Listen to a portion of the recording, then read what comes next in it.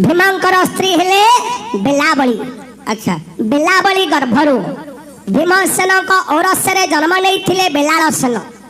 जिते बड़े महाभारत युद्ध है हाँ सेते बड़े बेलाबली बेलालसेन को कहला पुत्र हाँ अरे महाभारत समर समर हेब महाभारत युद्ध रे तू जाई युद्ध करिबु जा पो बेलालसेन मां को आदेश मानी मर्त को आसी जमुना तीर रे बसी तीर घसुछि। अच्छा अंतर्जामी होछन्दी भगवान श्री कृष्ण। हाँ सेते बेले एक कथा जानी पारी भगवान कोन कले ब्राह्मण रूप धरी बेलालसेन को पाखरे पहुंचले।